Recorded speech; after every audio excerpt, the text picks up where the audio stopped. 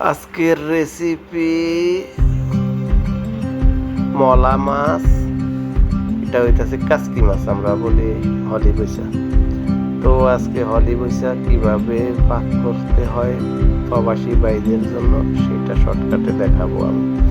তো প্রথমে আমি পেঁয়াজ, রসুন, মিক্স মশলা, হলুদ, মরিচ, তেল সব কিছু সাথে এলাচও দিছি, কাঁচামরিচ, এগুলারে মাখানোর পরে আমি কুমড়া আছে এখানে সৌদি আরবের যেটা কুমড়া নামে পরিচিত, সেটাকে চিকন চিকন করে আমি কেটে নিলাম।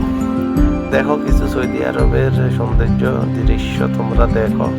পাখির মাঝে একটু বিনোদন দেখাইতে হয়, এই বিনোদনটা অত্যন্ত সুন্দর একটা জায়গার স্পেস। আমার কথা হয়তো অনেকের পছন্দ নাও হতে পারে, না হইলে তো আর কি করা।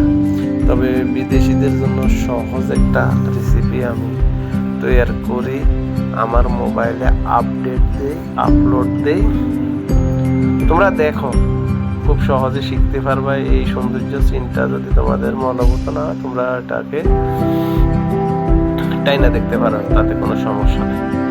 তো দেখো আমি কুমড়া সুন্দর করে কুমড়ারে আমি মাখছি, পেস্ট এগুলা দিয়া, পেঁয়াজ, কাঁচামরিচ, মিক্স মশলা, হলুদের গুঁড়া, মরিচের গুঁড়া সব মাখলাম। এদের সাথে এলাচ আছে, দেখো এলাচ দেখা গেছে, লক্ষ্য করো বেশি দিনে দুইটা কন্যার একটা, আর এই মাঝখান বরাবর একটা, দুইটা দিছি দেখি।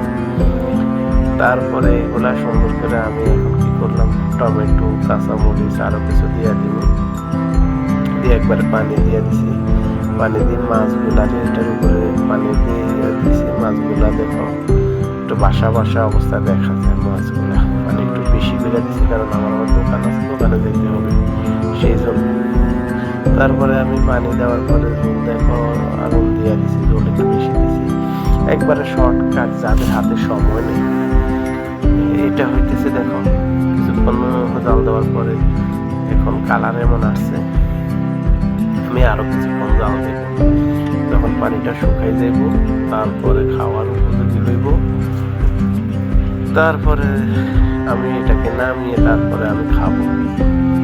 তো আসলে প্রবাসীদেরকে বলবো, তোমরা যারা শর্টকাটে পাক করতে চাও, খুব সময় কম, তারা এই পাকটা করে দেখতে পারো। রেসিপিটা অত্যন্ত সুস্বাদু একটা রেসিপি। আমার কাছে ভীষণ টেস্ট পাইছি, আমি খাই অনেক মজা পাইছি। আমার যতবার আমি পাকটার দিকে জিভে জল আসে।